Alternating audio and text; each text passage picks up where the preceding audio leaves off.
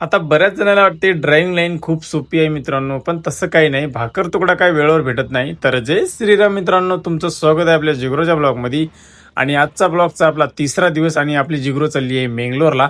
आता पहिल्यांदाच अशा घाटी एरियाने जात असताना मला तर काय रस्ता समोर माहीत नव्हता. मस्तपैकी मॅपचा सहारा घेतला आणि जिग्रोला घेऊन निघालो. आता विषय कसा आहे, बरेच जण म्हणले घाटी एरिया आहे, तुम्हाला तर काय रांची लाईनची सवय आहे, इकडे जरासं हळू जात जावा.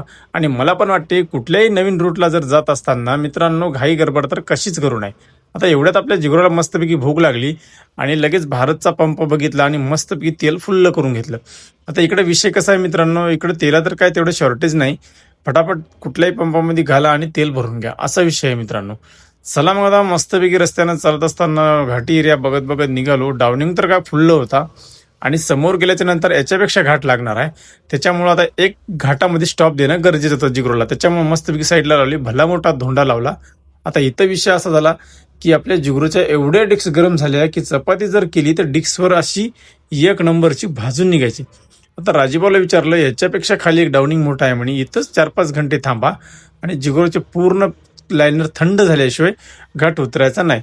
म्हणलं काय विषय नाही. 5-6 घंटे मस्तपैकी टाइमपास केला, चहा बिस्किट खाल्लं, नाश्ता पाणी केला आणि तेवढ्यात एक आंध्राबंडी आली. हिच्यातून तर असा धूर निघू लागला.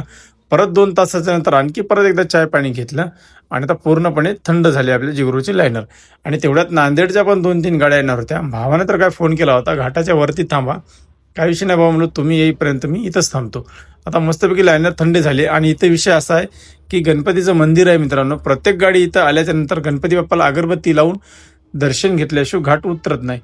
तसंच आपण मस्तपैकी एक अगरबत्ती लावली देवाला आणि आपल्या जिगूरला पण लावली. तेवढ्यात आपल्या नांदेडच्या दोन्ही पण गाड्या समोर गेल्या आणि लगेच जिगूरला मारला सेल्फ मित्रांनो.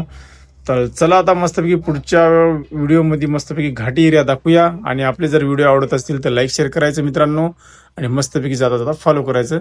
आता भेटूया नेक्स्ट व्हिडिओमध्ये आपल्या जिगरोसोबत.